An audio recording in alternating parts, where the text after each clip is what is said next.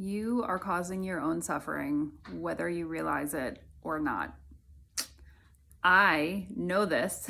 I know that I am almost entirely responsible for my suffering, but I have been putting myself through a situation today that is causing suffering. And I stopped what I was doing and decided I would record a video about the process of noticing that you're causing your own suffering so I could end my own suffering.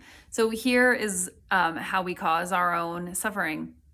Something happens and we make up a story about it and we tell ourselves a story about it over and over and over again. I always feel like I have to say, yes, if something really truly awful has happened, if someone you love has died, if you just lost your job or somebody ended, your relationship against your what you want, it's true that you have to experience those feelings and grieve them. That is a different story for a different day. This is for when something small or big has happened and you've had time to process it and you keep telling yourself over and over and over again that it shouldn't be happening or things about it that are not true. So for instance, in my case, I have only a few days a week that I have to work just because I'm a mom and I have childcare and all those other sorts of duties kind of going on. So it's Monday. I feel like I should be getting a lot done. So that's the first story that I'm telling myself. Like it's not like I loudly hear my brain saying, you have to get a lot done. You have to get a lot done. It's more of this like physical feeling in my body of like pushing where it's like, you only have so much time. You only have so much time. And I feel it physically causing me agitation.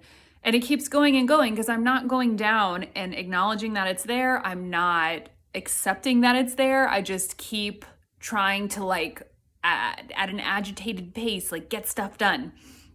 So that's the first thought that is causing my suffering. So yes, it's your thoughts about a situation that cause you suffering. So my situation is I have a few days off. I have a few days free of childcare during the day where I can do things for my business. So the stories that I'm telling myself are I need to get a lot of stuff done. And another story that I've noticed myself today telling is I don't know what I'm doing. I don't know what I'm doing. And I don't mean it in like I'm a buffoon and I have no idea what's going on. And you're not a buffoon if you have no idea what's going on. Most humans don't know what's going on most of the time, myself included. We're just sort of bumbling our way through. But I already was a certified loaf coach. I should become a loaf coach. Life coach. I'm an artist. I have a certification in inner voice facilitation, helping people hear their inner voices. I recently finished my certification to be a therapeutic art life coach.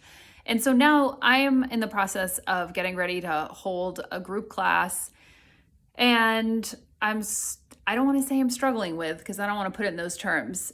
I want to convey what it is I do. And in some ways, I'm not sure yet. But instead of just saying, I'll figure it out, I'm not sure yet, I'm telling myself over and over again, I don't know what I do. I don't know what I do. I don't know what I do. I don't know what I do. I don't know. And it's causing me stress. So to condense this lesson down for you, if you feel yourself suffering, what is suffering? If you're agitated, if you're angry, if you're impatient, if you're bored, if you're sad, if you feel not good enough, if you feel lonely, basically like all negative emotions other than just feeling peace and joy. You are probably causing yourself suffering with your thoughts. And so what do? You have to notice that you're doing it. You have to identify, if possible. I think it's helpful to identify what it is you're saying to yourself that is causing the suffering. And if you don't know, then think about what you've been telling yourself all day. And notice what that story is. So for me, it's just I don't know what I'm doing and I'm never going to know is probably what I'm telling myself. So one thing you can do is come up with a better feeling thought, like, I will figure it out. I'm figuring it out. I'm in the process of figuring it out. I have hope that I'll figure it out, something like that.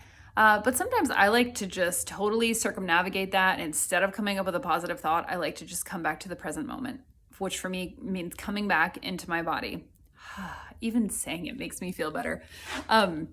So how do you do that? You could take 3 conscious breaths. So let's do that together. You breathe in and breathe out. And while you're breathing in and out, all you're paying attention to is breathing in and out. That's all you're paying attention to. You're not thinking, you're not letting your mind go crazy. You're not also sending an email. You're just breathing in and out.